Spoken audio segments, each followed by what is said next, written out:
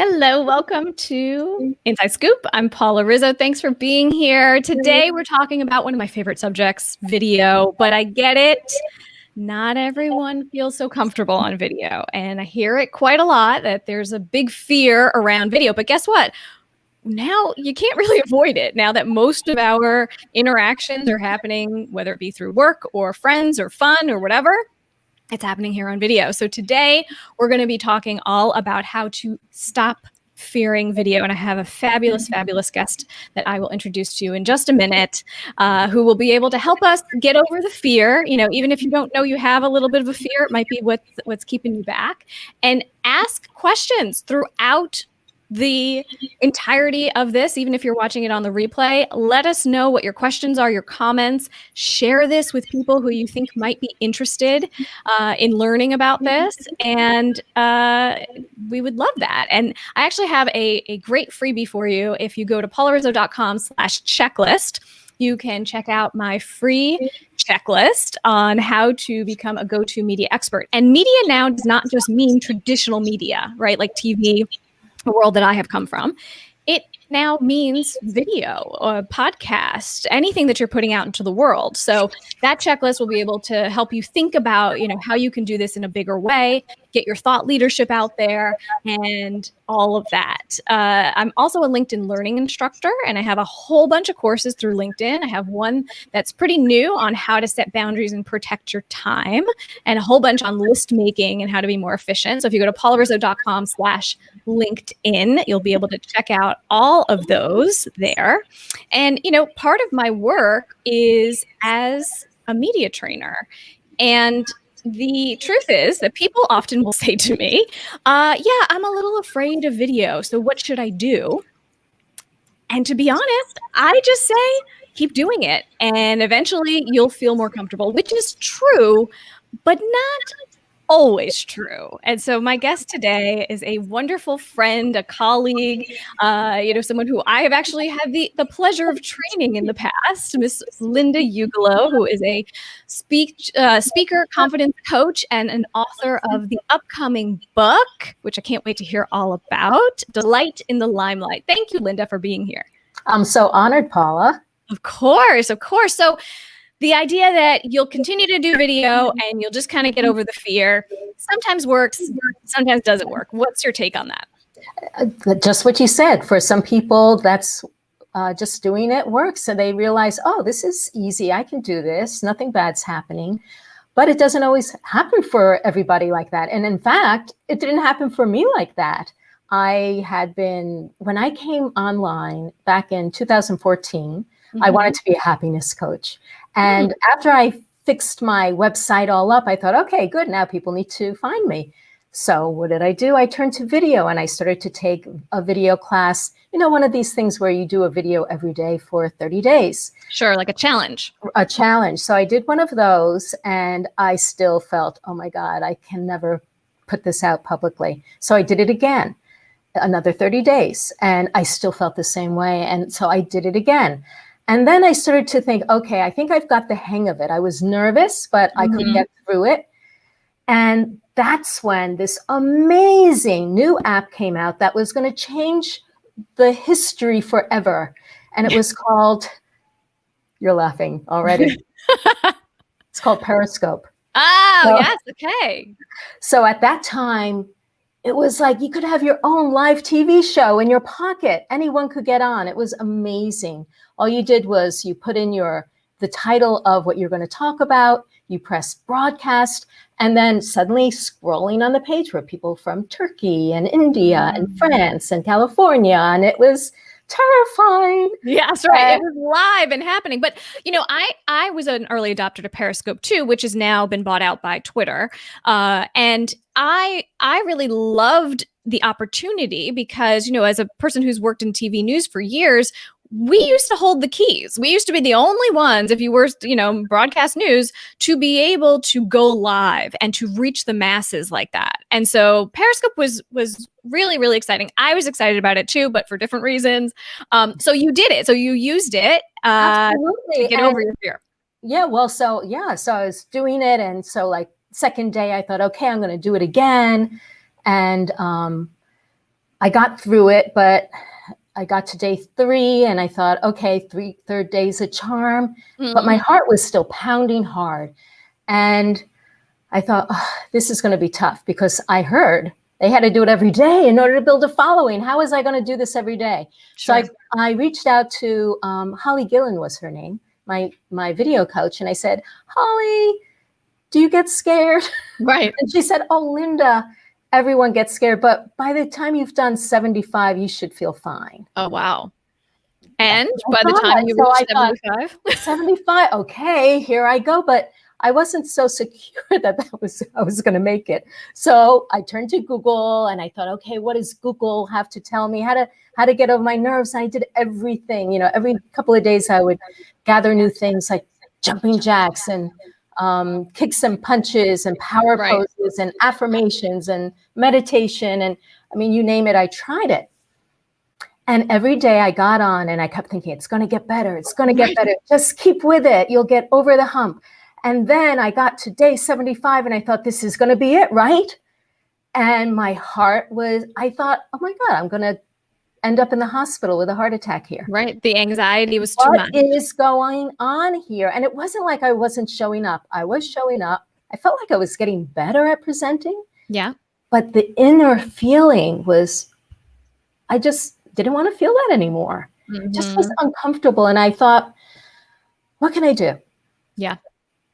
Yeah. So it's one of those things that for some people, the act of continuing to do it again and again, it will go away, right? For some people, but not everyone. And what are the reasons for that? Because there's something there that is much bigger than just, oh, it's about practice. There's something underlying. And I know you work with clients to help uncover this, but walk me through what else could be happening here. What else could be happening is if you feel afraid of being seen, then that means that there's something in your life that gave you evidence that it was not safe to be seen. So when we say about not being prepared, it's not about not having experience. I mean, look at Barbra Streisand, who famously didn't perform live for 27 years. 27 years, not because she wasn't talented or prepared or expert. Sure. And I've heard that she still gets stage fright. She does, and she takes some, what is it, Xanax? Yeah, I don't know what she does, but I'm glad she does it because she keeps performing. It's good. And we want her there, and if you're listening to this, we want you there too. If you have something to say, we want to hear what you have to say. Oh, absolutely. Or your people want to hear you. Exactly. You should be out there. Okay. So let's dig a little deeper there, right? So the idea of, being seen, I had done a training a few weeks ago for executive women on media training and, how to do video and how to show up and how to, make sure you look good and all of that. And one woman said, I finally figured it out. I thought that it was the lighting. And I always say to everybody blames the lighting. Everyone says, oh, I'd do more video if my lighting was better. And I'm like, it is never about the lighting, ever. For her, it was about the vulnerability of putting herself out there into the world and having people potentially judge her, right? I mean, is this common? This is so common, so common. And people who are very, high in their fields, in corporate life, or I mean, even speakers who have been in the speaking circuit. I've done a survey where I learned that only 1/4 of people who have had more than 5 years of speaking experience feel confident. Wow. That is a tiny number. It's a tiny number.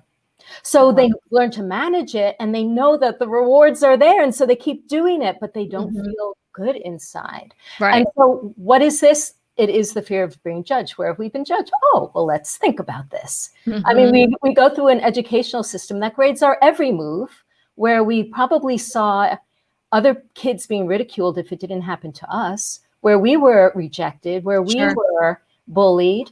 Maybe we came from homes where we weren't appreciated, we weren't listened to, we were diminished, we were punished, we were made to feel ashamed. We felt like our what we had to say wasn't valued. The list goes on and on and on. Sure. And the interesting thing is that it's different for everybody.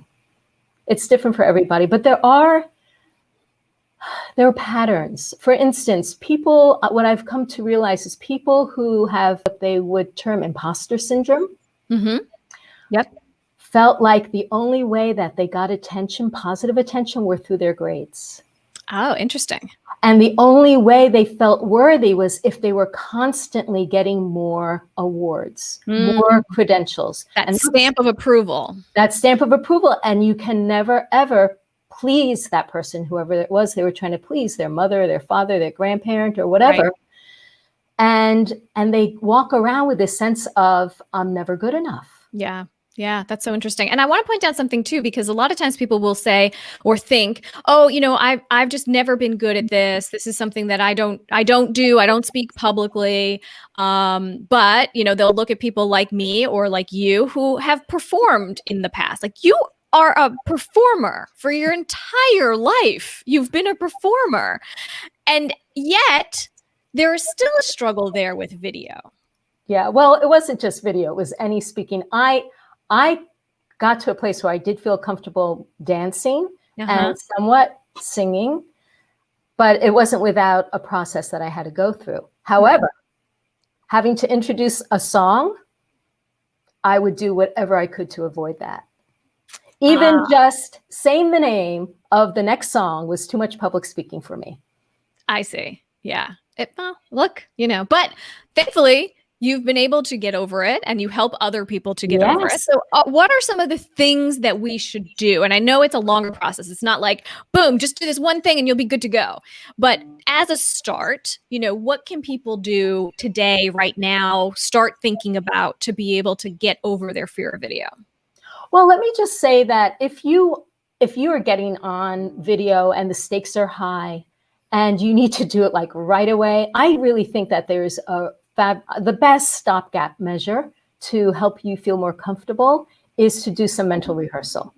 And what I mean by that is let yourself relax and envision yourself just the way you want to see yourself speaking on camera, with all the dynamics or animation or calm and poise.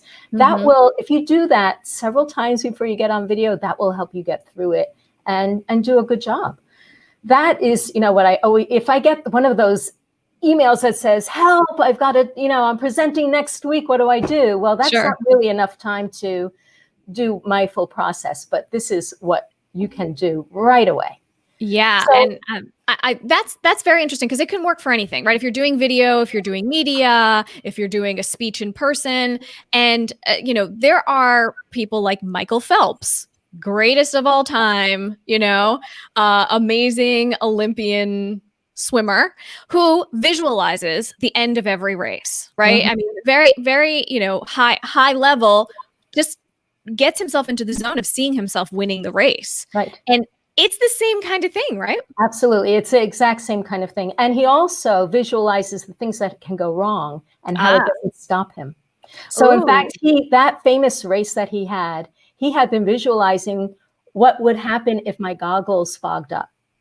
Wow, really? And they I did. didn't realize that. And he ran he made it. It was amazing. It was amazing. Wow. Not just athletes use it, but musicians use it. I mean, it's become more and more commonplace, and you can do it for any kind of conversation. Even let's say you're going to a meeting that's going to be not something you're looking forward to. Use this process and it'll really help you so much. Yeah, so visualization. So that's number one. The biggest thing there is to visualize yourself. And we'd love to hear from you. If you have questions, comments throughout the broadcast, or if you're watching the replay, stick them in the, the comments below. And if you have particular questions for Linda or for me, stick them in there and we will definitely get to them. But visualization, number one. So that is a quick fix there. But also, sometimes people will need to see what the space looks like ahead of time. Like, I'll often, when I'm media training people, if they're going into a studio, I will tell them, watch the show so you see what the set looks like, so you have an idea of where you'll be. Same thing for public speakers.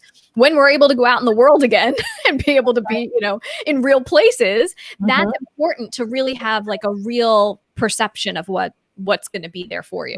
Right. So important. I mean, the more the more elements that you can demystify, the more comfortable you're going to feel. Mm-hmm. So let's get into like, what does it take to overcome the fear of speaking if it's not about being prepared enough, and if it's not about just doing it enough times so that it, it becomes second nature.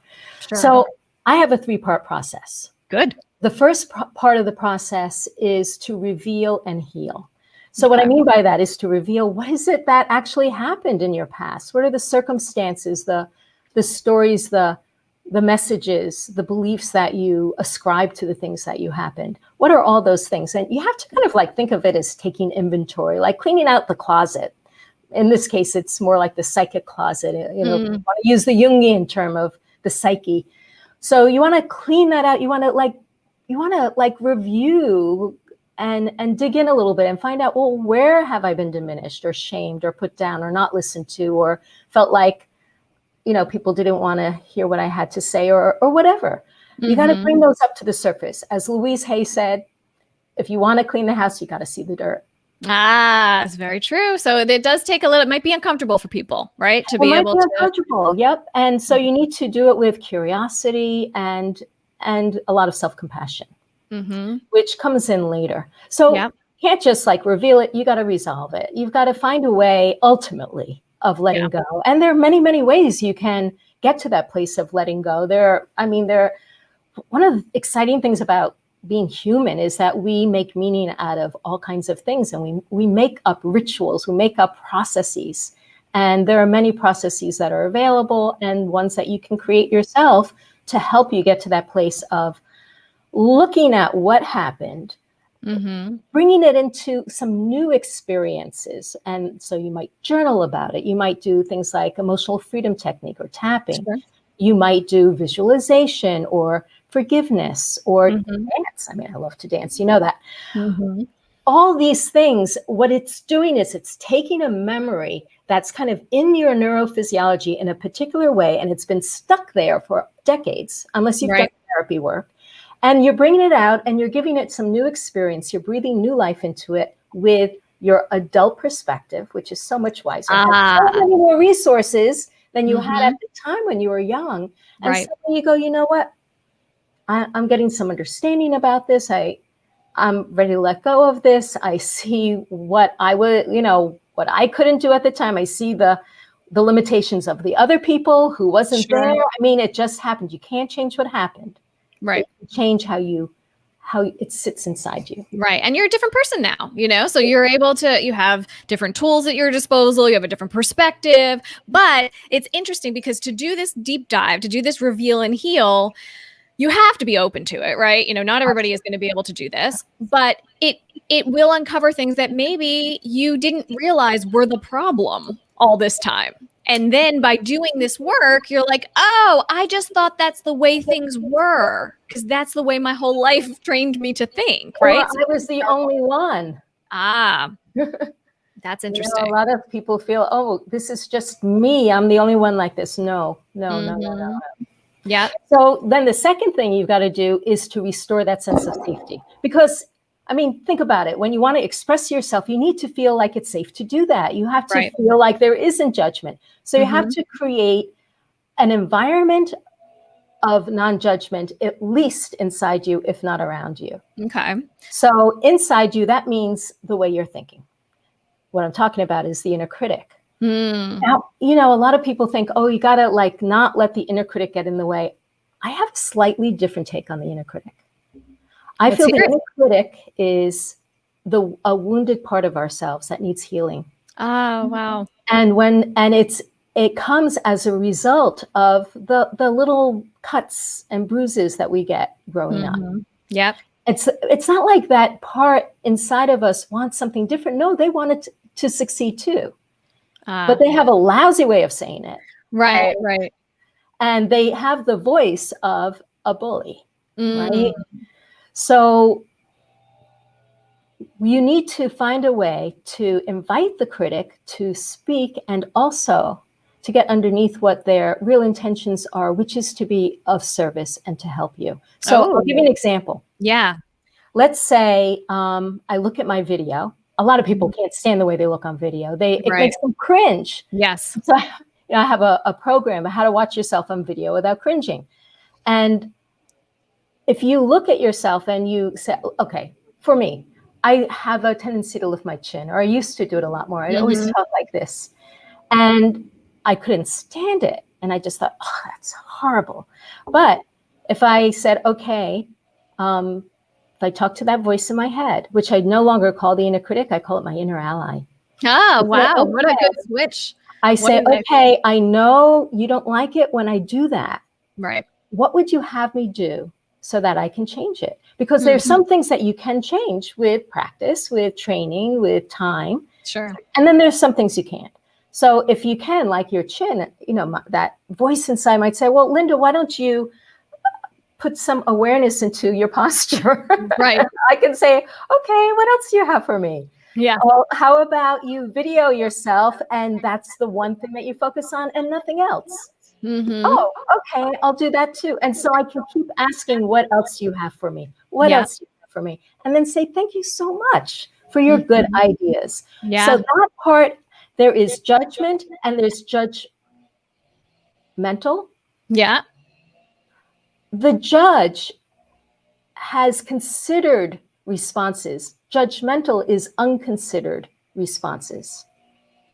It's critical. So it's really that place in ourselves that does have judgment, but it's been twisted, wounded, that it invites this kind of nasty kind of a voice. Yeah. I love this mindset switch of the inner critic because, people struggle with it. Everyone does. Everyone has it. But to think that it's a gift, to be looking at it in a different way and to have it reveal what it has to say via curiosity is actually I've not heard that before, Linda. And I think it's what's important, Paula? Because let's say you've got your goals, you got your dreams, you need every bit of energy you have to go in the same direction. You want everyone in your team to be facing the same direction.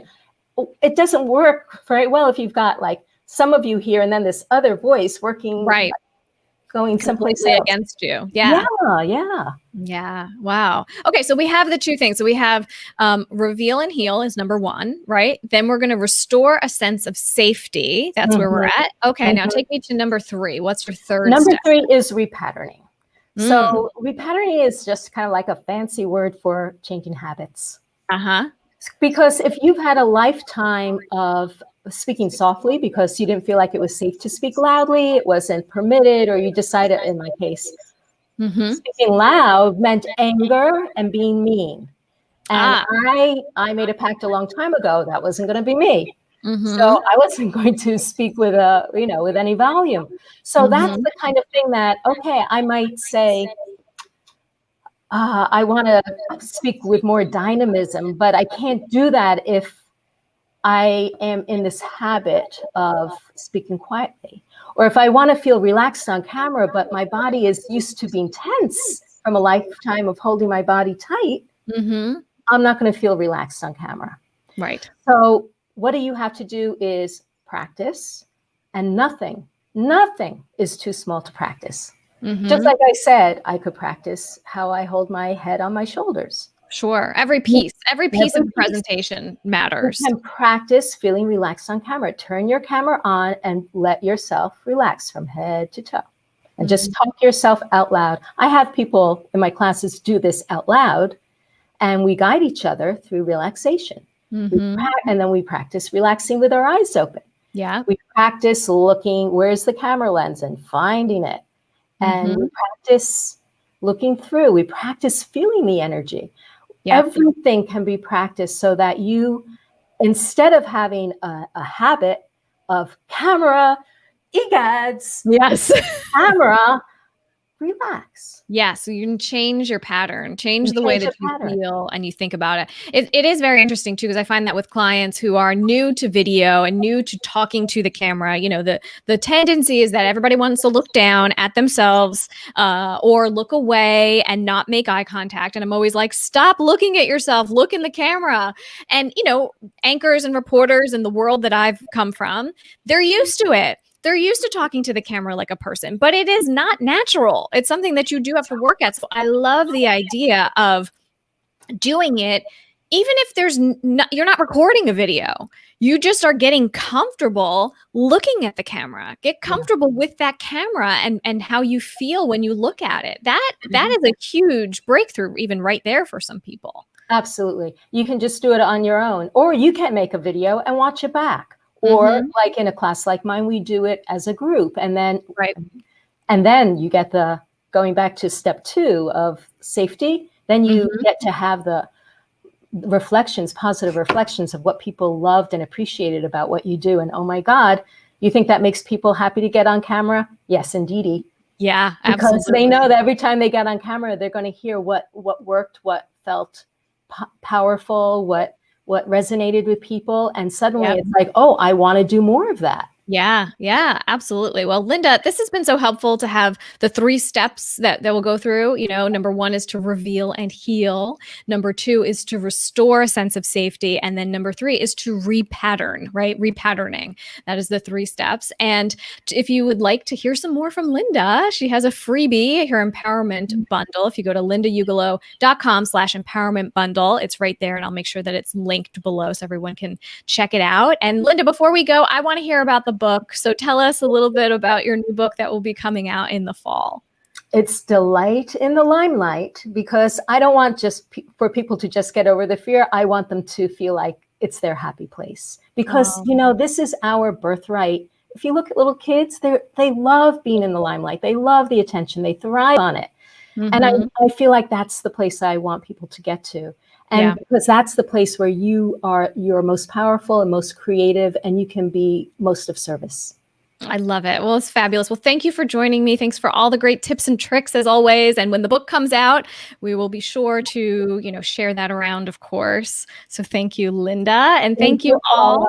Of course. And thank you all for watching, and continue to leave us messages and questions and comments. You know, we'll be checking those out forever, really. We're going to keep checking it out. So anytime you write to us, we will make sure to do that. So until next time, I will see you later. And if you have any ideas for the show, please let me know.